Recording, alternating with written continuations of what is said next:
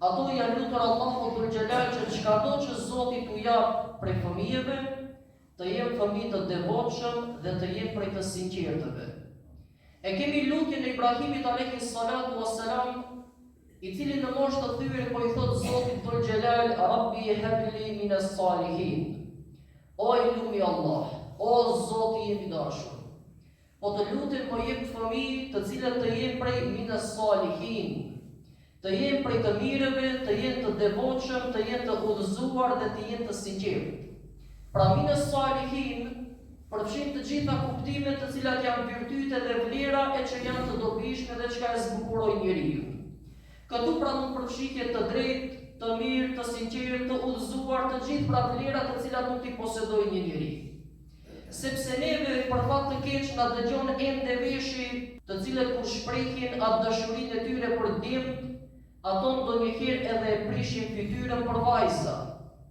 Dhe ne me padashje e dëgjuam një nën shumë të nderuar, e cila tregoi mbi shtatëzanin e rejes së vet çka e kishte në shtëpi, e tha po na vjen fëmia i parë dhe e tha me plot gëzim, mirë po tha na e prishi pak qefin. E pse e prishi qefin? Sepse vajzë do të lind. Pra do t'ishte më mirë nëse do të lindte djalë. Një mentalitet dhe një bindje e gabuar, sepse këtë bindje e kam patur mushrikët Mekasit para se të vije pejgamberi Muhammed alayhi salatu wassalam. E që Allahu i madhëruar këtë e ka regjistruar në Kur'anin Kerim. Në mënyrë që neve të na e tërheq përrejtjen se nuk ka rëndësi, pra nuk është vlera e fëmijës tek gjinia që e ka ai fëmijë. Mirë po vlera është kur ai është i zbukuruar me moral dhe me vlera dhe pastaj pra ja zbardh fytyrën vetës, familjes, por edhe rrjetit ku jeton. Pra një fëmijë i dobishëm nuk ka rëndësi a mund të jetë mashkull, a mund të jetë femër. Dhe që dashuria jo si prindër apo si gjysher në këtë rast nuk duhet me qenë më tepër tek meshkujt e më pak tek vajzat. Sepse ne atëherë bëm një padrejtësi të madhe ndaj kaderit të Zotit xhelle xhelaluhu o xhelle shanuhu. Pra Mekasit Allahu e ka regjistruar në Kur'anin Kerim, kur ato pra ju lindte vajza, fytyrat e tyre prisheshin dhe ju bllokohej apo ju ngrihej e qeshura në fytyrat e tyre. Dhe ato tregonin një mërrolje me fytyrat e tyre pse ju ka lindur vajza, sepse më mirë do të ishte të lindnin lirë. E erdhi Muhammed Mustafa alayhi salatu wassalam për të na mësuar dhe për të na edukuar.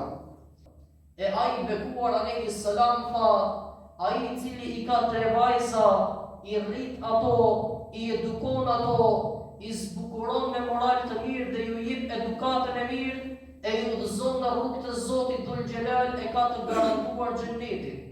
Mirë po nuk tha diçka të tillë për 3 djem.